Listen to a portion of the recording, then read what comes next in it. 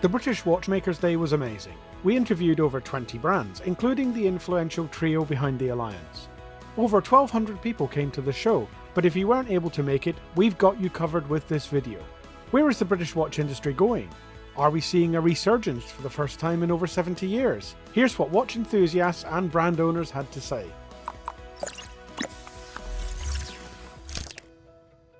What do you think? Isn't it? And now we're here. We spoke, just a few weeks ago? Yeah. I mean, it's, realisation of sort of 5 years of planning, really. The turnout is astonishing. I mean, if you see the queue for Studio Underdog, quite a remarkable It's the Studio achievement. Underdog show. Yeah, it is actually, yeah. But no, fabulous and great interest from... I mean, I think the level of enthusiasm is really taking me by surprise. There's a feeling that there's some resurgence now in British watchmaking.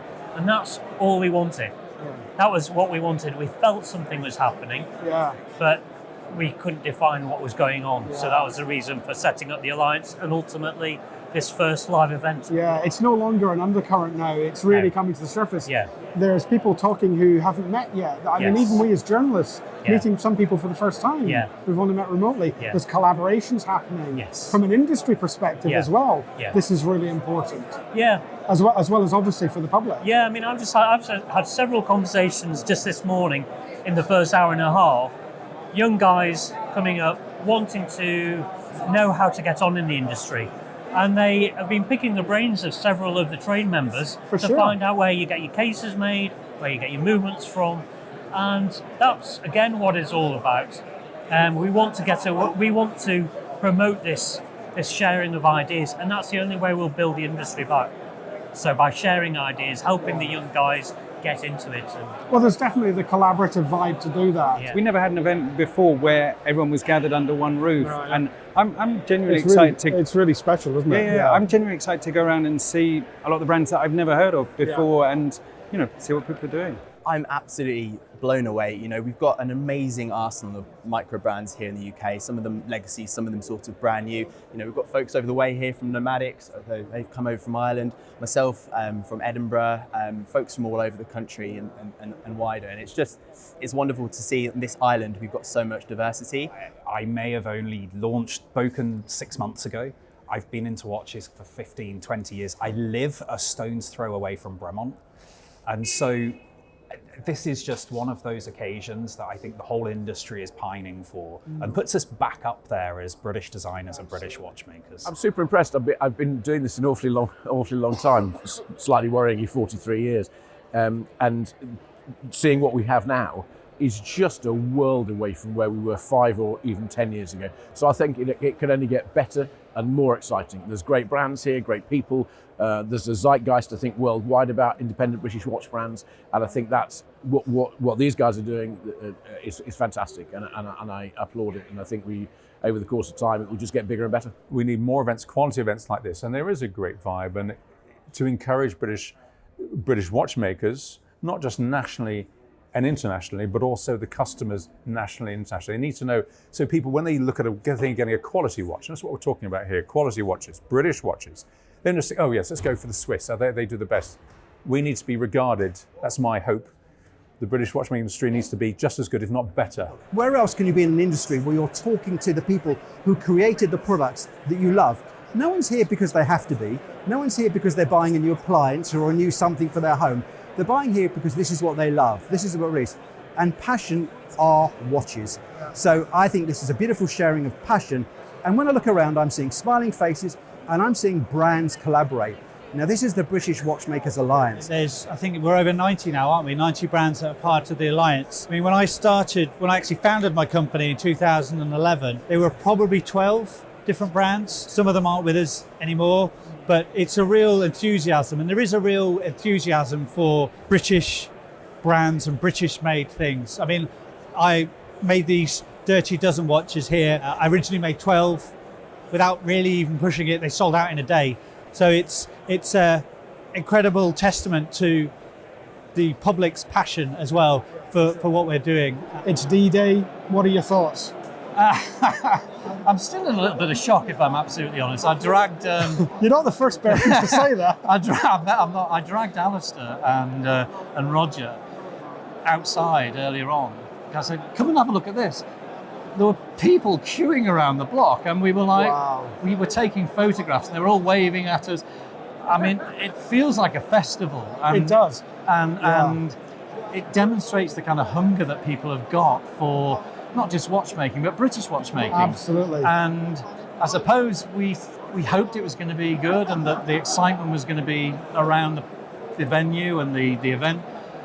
I mean, I'm just blown away. I'm genuinely blown away by it. I had no idea that there were going to be this many micro brands. Obviously, we've got some pretty big names here, but the micro brands, the ones you talk to, everyone's so enthusiastic about watchmaking. They're trying to make it as English as they can. Yeah. Obviously, that's difficult when you've got a small, price point's kind of here, it's capped. People don't care where it's come from. We try and do that as much as we can, but I think it's in pretty good hands. When we started, there were probably about 10 British watch brands, and I mean, there's 70 in the room today. I mean, it's unbelievable. It's you know what, I spoke to somebody the other day, somebody who's been in the watch industry for 20 or 30 years, and they said it's amazing, the Watch Alliance, because you're sort of, you're bringing all the British watch brands together to almost not compete with Swiss made, but to sort of, have that, to bring back the sort of the I don't know, we were the best at watchmaking in the 1950s. Why can't that happen again? It's like a resurgence. Exactly. Yeah. And I love that. And so we're just proud to be part of that, really. I think from this demonstration of British endeavour, we're in a place where it's no longer theoretical, it's no longer a discussion about the British watch industry, even to the point of whether it exists or not. Clearly it does. And I'm very proud of the fact that we were here first, the first wave. It was Bremont, then it was us, and then everybody else has been around there, with the exception of Christopher Ward and Roger Smith, obviously, and his predecessor, and some of the others. But on the most part, this is now a burgeoning industry that requires an infrastructure. I think there's a real sense of collaboration, there's a camaraderie, almost more so than I think anyone expected. We all vie for the same real estate, the wrist essentially, but a lot of the customers share the watches between us. Yeah. If you've got a Schofield, you might have a Sideris, you might have a Pinion, an Elliott Brown. So in a way, there are more risks because there's more people buying the watches in that respect. They have a collection. None of us tread on each other's toes, but we're all there for each other. And in times where I've maybe run out of movements, I may be able to call on one of my mates and get some movements off them. That has happened, and vice versa. Somebody might need a supplier for something, and so I may be able to help in that aspect. So there is a great community already, and everybody's very pleased to see each other. The caliber of the British watchmaking industry right now is just going from strength to strength, and it's just exciting to be a part of that. It's lovely to see people doing so well. I mean, we're right in front of Studio Underdog. They're doing a pretty amazing job right now. But everyone's busy, everyone's talking to people. There's a good atmosphere. I think it's really cool. What's great about the British watch industry is the creativity that's in this space. I think Britain's known for its design, its engineering, and you can really see that. There's an awful lot of camaraderie here.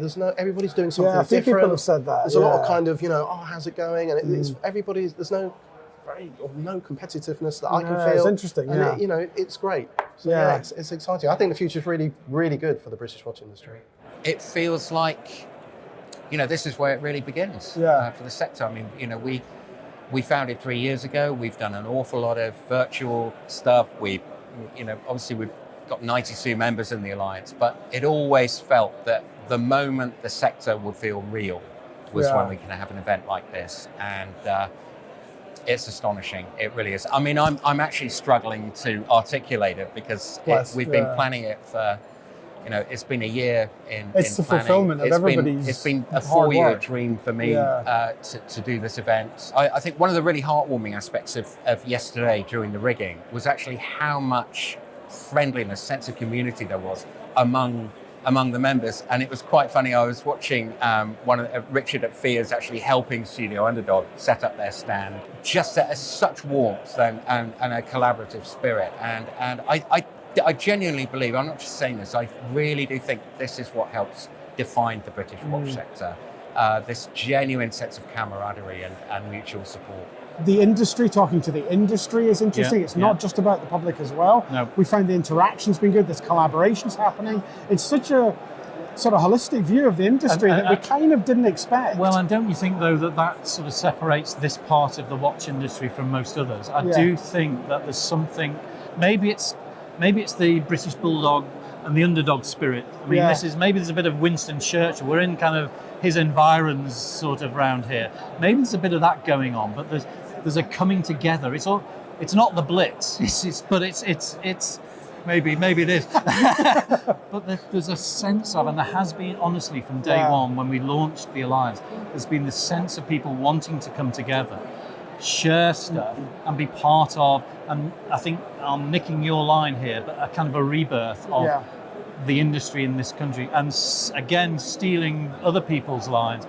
This kind of feels like day one. I mean, the watch industry going back 100, 200 years was massive here, and obviously then in decline, and now we're seeing a slight resurgence, considerable for where we are at the minute, and most of them are still obviously having parts manufactured in Switzerland, because Switzerland's the centre of excellence for parts, and also the costs involved in retooling are huge.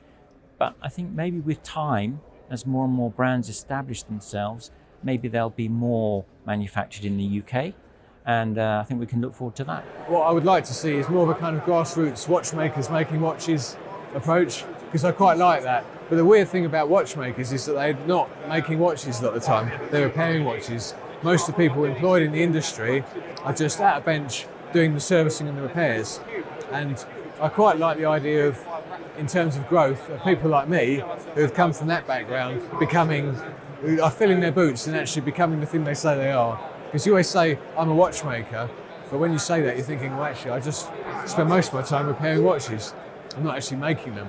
Whereas most of the people who are actually watchmakers are more designers and branders who will design the watch and brand it, someone else makes it. So I quite like the idea in the future that in terms of the way it grows, that it's more about actual watchmakers making watches. What we can see here, we have lots of people here, and it's interesting because in the future, all the brands we see here, they are evolving, just like we evolved, just like everyone else is evolving. So in a few years, the ones that are really original will subsist. Yeah, I think that's the way. I think it's one of the most unique industries in the world, because all you've got to do is look around the show here and see that everyone has their own very specialist niche. What we find is a lot of our customers will own other British independent watch brands, and a lot of their customers will own our watches too, but everyone has such a distinct niche. And I don't see that in many other watchmaking sectors around the world. I also think we're very agile. So we can produce designs very quickly and get them out to market very quickly too.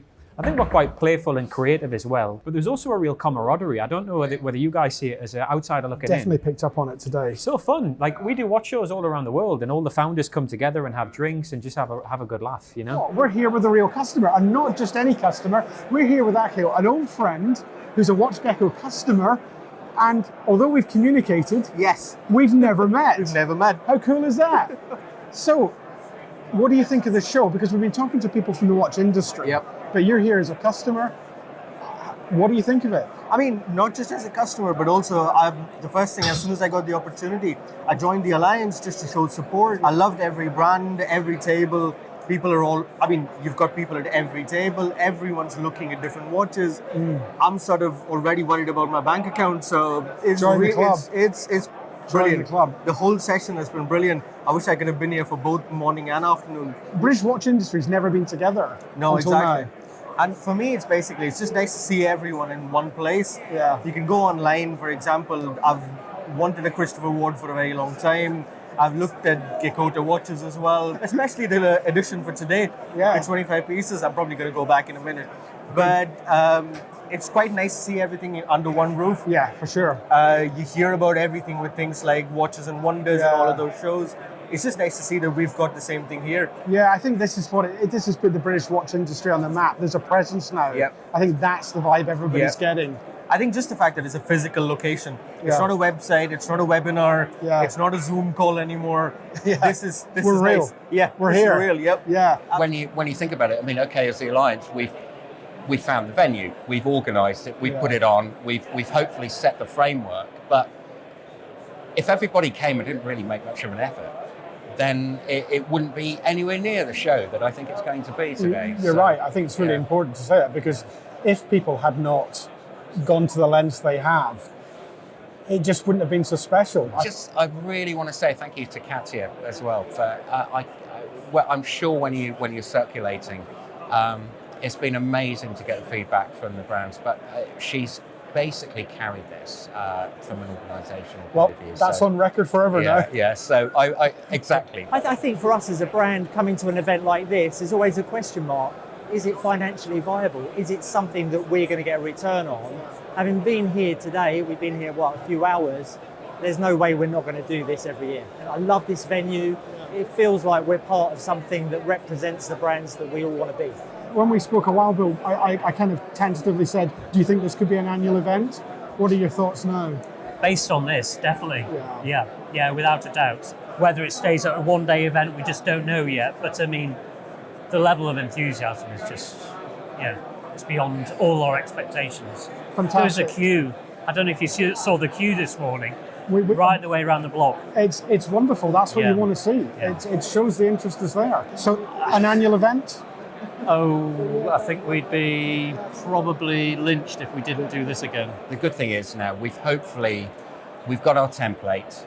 We'll learn from this. Yeah. I'm sure there are mistakes that will have been made, but we'll learn from this. But without doubt, I think the first task on Monday is going to be to secure next year's date. We hope you now have a better idea of how the day went and the hugely encouraging state of play within the industry. Subscribe so you don't miss out on part 2, where you can see in-depth conversations with some of the watch brands we interviewed on the day and explore some of the special edition watches made for the show.